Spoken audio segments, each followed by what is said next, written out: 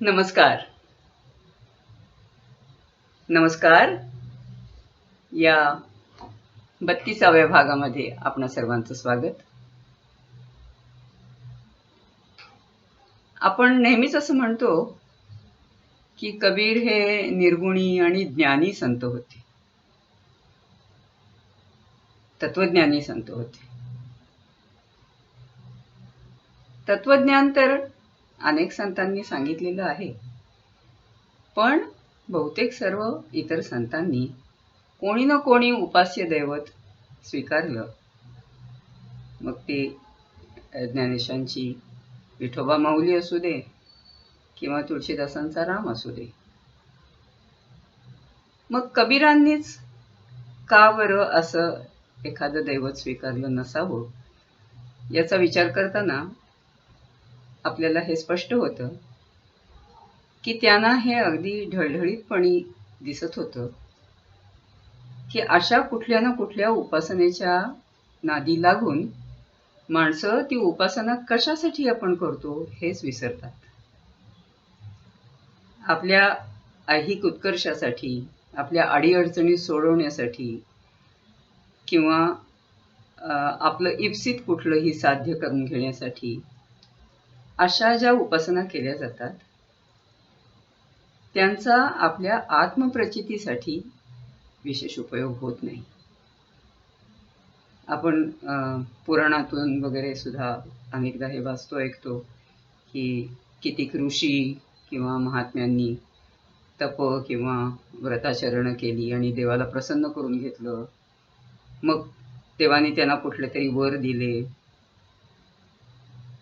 पण अशा तऱ्हेने जर वर मागितले तर त्या लौकिकामध्येच किंवा त्या इहलोकामध्येच असे तपस्वी साधक सुद्धा अडकून राहतात. यासाठी कबीरांनी असं म्हटले की ही सगुण उपासना करूच नये. जे सर्वांतरीचं आत्मतत्व आहे त्याचा शोध घ्यावा, त्याचा बोध घ्यावा, हेच खरं म्हणजे चिंतनाचं सार आहे. आपल्या आतला ईश्वर ओळखणं आणि प्रत्येक वस्तुमात्रातला जीवमात्रातला ईश्वर ओळखणं ही खरी उपासना आहे.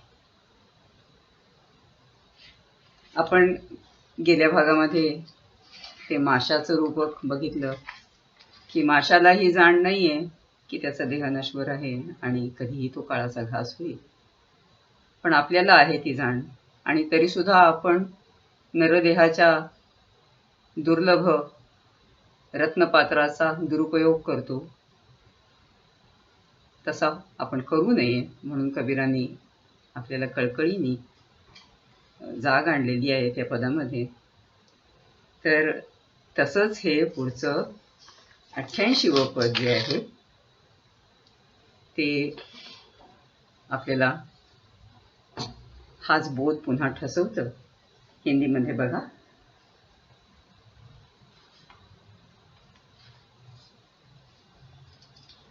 जियरा जागी हो मैं जाना, जो देखा सो बहुरी न पेख्या, माटी सू लपटाना, बाकुल बस्तर किता पहिरबा, का तप बन खंडी वासा, कहा मुगधरे पाहन पूजे, का जल डारे गाता, कहे कबीर सुर मुनि उपदेसा, लोका पंथी लगाई, सुनो संतो सुमिरो भगत जन, हरि बिन जगन गवाई. मग हा हरी कुठला? तर बघा पदामध्ये ते काय सांगतायत, मराठीमध्ये ऐका. उमजले मला की जाईलच जीव, उमजले मला की जाईलच जीव, जो आला तो पुन्हा न दिसला, मातीलाच मिळाला. किती पहरली वल्कल वस्त्रे, अन केले तपवनांतरी, दगड पूजुनी उपचारादी, किती जरी केलेस तरी, देवदेवतांचे हे अर्चन नेईल भलत्या पथावरी. अहो संत हो, जन्मच जाईल नसेल जर ठाईच हरी.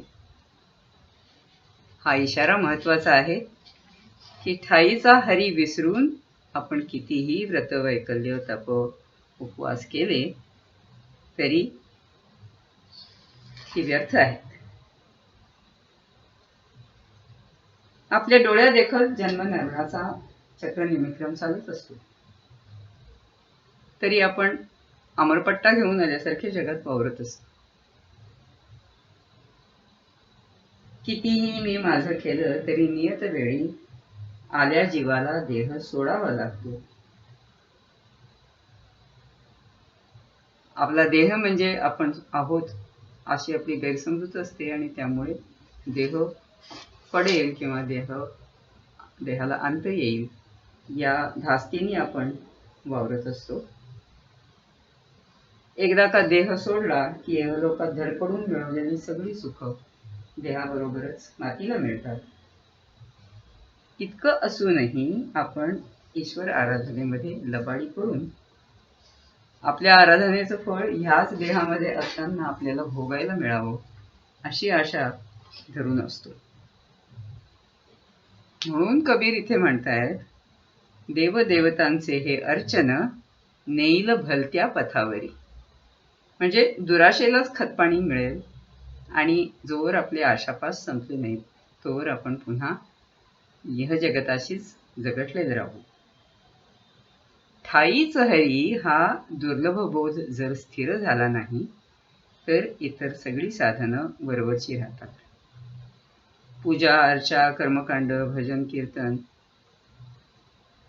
हे ठाईच हरी हे मर्म समजून घडत असेल तर त्याला थोडा तरी अर्थ आहे. पण खरी ईश्वर शरणता येऊन माणूस जर निर्लोभ निरीच्छ झाला तर त्याला त्याची साधना जीवनमुक्तीकडे नेईल. सुखदुःखातीत आनंदावस्था गाठायची तर आपला क्षुद्र स्वचा लोभ सोडून संपवून ठाईच्या हरीशी तादात्म्य पावता यायला हवं. त्यासाठी जीवभाव ओलांडून एकाग्रतेने ईश्वर शरण व्हावं लागेल हे कबीर या पदामध्ये सुचवतात. पण होतं असं की आपण मायेच्या पाशात इतके रमून गेलेले असतो की त्या मायेच्या मिशाने देव आपल्याला ठकवतोय, फसवतोय हे आपल्याला समजतच नाही. इहलोकीचं सगळं काही खरं खुरं आहे असंच आपण मानून चालतो. आणि म्हणूनच त्या सगळ्याला चिकटून राहण्याची धडपड असते. मायेच्या अतिव्याप्त रूपामुळे हे सगळं भासमान जगत खरं खुरं वाटून त्याविषयीची आपली आसक्ती सरता सरत नाही. पण हा दृश्य जगत हा सगळा गारुड्याचा खेळ आहे हे जर गुरुकृपया उलगडलं तरच आपण भानावर येऊ शकतो आणि ही सगळी नजरबंदीची किमया आहे असं कळून येतं. आभासाने दोरीला साप किंवा गरम हवेला मृगजळ समजलो तरी खरं काय हे लक्षात आलं म्हणजे भ्रमनिरास होतो. तसाच अनुभव या पुढच्या 89व्या पदामध्ये कबीर मांडतात. ऐका हिंदीतून. पद 89. हरि ठग जग को ठगौरी लाई. हरि ठग जग को ठगोरी लाई. हरि के वियोग कैसे जीऊं मेरी माई. कौन पुरुष को काकी नारी. अभिअंतर तुम्ही लेऊ विचारी. कौन पूत को काको बाप. कौन मरे कौन करे संताप. कहे कबीर ठगसो मनमाना, गई ठगोरी ठग पहचाना. तो जो महाठग आहे वरती बसलेला, त्याला एकदा ओळखलं तर मग आपला जो इहजगताविषयीचा भ्रम आहे त्याचा निराश होऊ शकतो. पहा पद मराठीतून. ठकविले हरीने असे जगताला भाई, त्याच्या विण आता कसा जगू मी आई. पुरुष कोण अन कुठची नारी, रे अभ्यंतरी तूच उकल करी. पुरुष कोण अन कुठची नारी, रे अभ्यंतरी तूच उकल करी. पुत्र कोण अन कुठचा बाप, मरे कोण अन कुणास ताप. कबीर म्हणे, ओळखले पुरते, ओळखले की ठगणे नृते. आपल्याला आठवत असेल गदी माडगुळकरांचं एक फार प्रसिद्ध सुंदर गाणं आहे, ज्याच्यात ते म्हणतात की इहलोकांची जी नातीगोती आहे ती दोन ओंडक्यांची होते सागरात भेट, एक लाट तोडी त्यांना पुन्हा नाही गाठ. इतके आपले इहजगतातले संबंध तात्कालिक असतात आणि हे माहीत असूनही आपण त्या पाशांमध्ये अडकून गुंतून सुखदुःख भोगत राहतो. म्हणून कबीर इथे सांगतायत की अरे अभ्यंतरामध्ये तू स्वतःच उकल कर, मग लक्षात येईल की दृश्य जगत ही केवळ माया आहे. आणि हे उमगलं तर मग स्त्री पुरुष बाप लेक बायको लेकरे हे सगळं जंजाळ आणि त्याच्याबरोबर येणारे राग लोभ हर्ष शोक व्यापताप सगळा गुंता आपण चुटकीसरशी सोडवू शकू. पण योग मायेने आपल्याला सर्वांना असं ठकवलेलं असतं की इथलं सगळं म्हणजेच आपलं विश्व होऊन बसतं. कबीरांसारख्या साक्षात्कारी संतांना मात्र माया बाधत नाही. म्हणून ते म्हणतायत शेवटी की ओळखले की ठकणे नुरते. पुढे आपण बघणार आहोत फार सुरेख सुरेख पद आहेत की माया कशी कबीरांच्या मागे लागते, त्यांना बुलावे देते, नवनवी आकर्षण मोहात पाडते आणि कबीर कसे तिला बधत नाहीत, कारण त्यांनी मायेचं रूप पूर्णपणे ओळखलेलं आहे. आपणही जर आपल्या प्रपंचाकडे थोडं अलिप्त डोळसपणे पाहायला शिकलो तर मन शांत होईल आणि कबीर काय म्हणतायत ते समजू लागेल.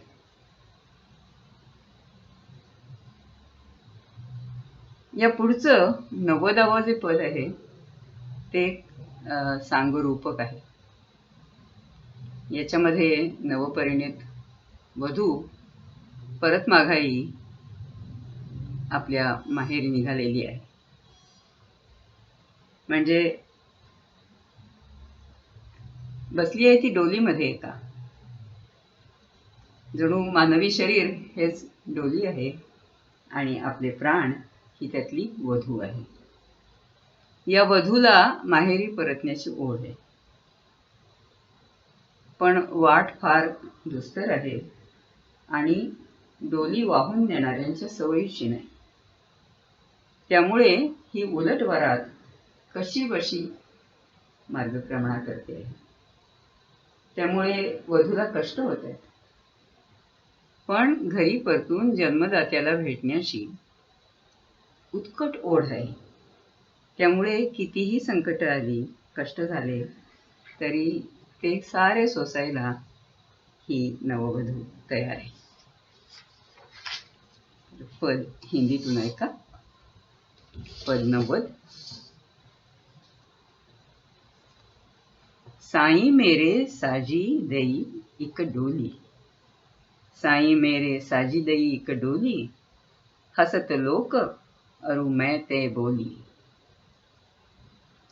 इक झंझर समसूत खटोला, तृष्णा बाव चहु दिसी डोला।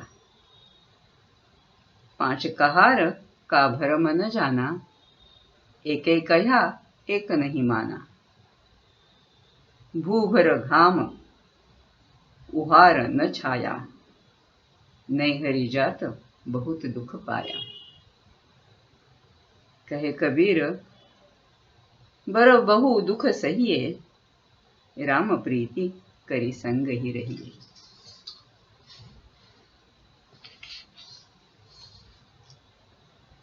पहा मराठीतून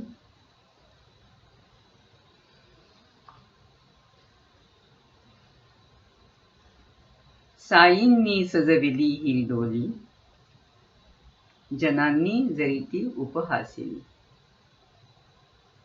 साईंनी सजविली ही डोली, जनांनी जरी ती उपहासली। विरळ विणीची ही डोली, तृष्णा वाऱ्यावर हिंदकळली। विरळ विणीची ही डोली, तृष्णा वाऱ्यावर हिंदकळली। पाची होई तिला ओढती, आपापल्याच रस्त्यावरती। तशा तो उष्मा, तशा तो उष्मा, न तिळही सावली, माहेराची वाट बिकटही। कबीर म्हणे मी सोशी नसारे, रामा घरी समजला जाणे, रामा घरी समजला जाणे।